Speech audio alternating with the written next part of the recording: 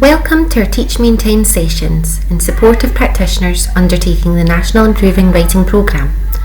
In this session, we'll be focusing on the anatomy of a good aim, setting stretch aims.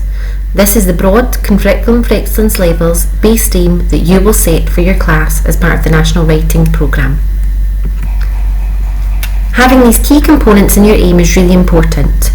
If we don't have a how much, then how will we know what we're aiming for and when we've achieved it? If we don't have a by when, it could go on for years. People lose motivation, it stops being a priority, and there's no urgency around it. If we're not clear on the target group, again, we don't know if we're improving things for the right people, and we need to be clear on what it is we're actually trying to improve, so that there is no confusion or ambiguity around this. It must be explicit and understood by everyone. These may seem like obvious things, but can be challenging and take time to get right. And we mostly all miss out these things when we set our own personal aims for ourselves, and this can lead to the aim never being achieved and staying as a hope or wish rather than an aim that we're really going to do something about. Here is a good aim with each of the components identified. We need to be using robust data to inform it. If we do have that robust data, we're very clear on the why of each component of the aim. Who, what, by how much, and by when. So, with our aim statement, we should be able to answer the whys. Just to emphasise, you can include all of the right elements, but if it isn't founded on knowledge of the current baseline, then how useful is it? A test to see if your aim is appropriate is the why test. You need to be able to confidently answer why this time frame, why this population, why is this important, and why this amount.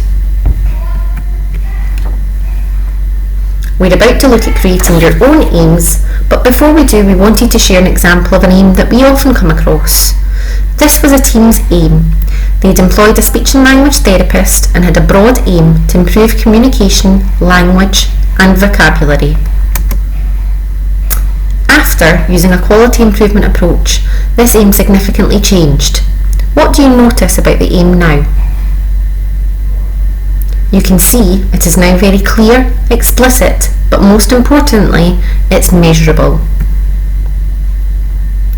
For the National Improving Writing Programme, we would like you to have two aims. The first, which we're looking at in this training session, is your Curriculum for Excellence, or stretch aim.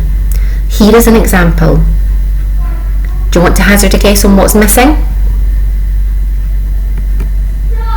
Your baseline. We need to know what the starting point is so we can make a good prediction of where we are likely to be. Here is the aim with baseline. Baseline is the number of children who in this instance have achieved first level, or for others, maybe the number of children on track for within their level.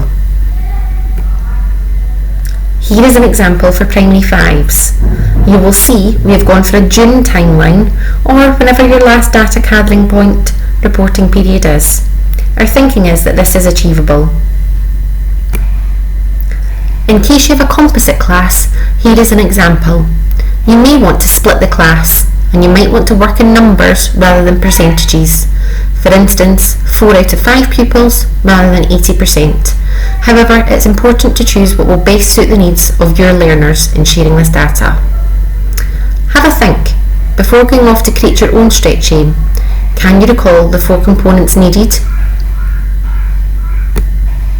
Did you get them all? Thank you for taking the time to engage in this learning. Should you have any queries, then please do not hesitate to make contact with the National Improving Writing Programme Council leads.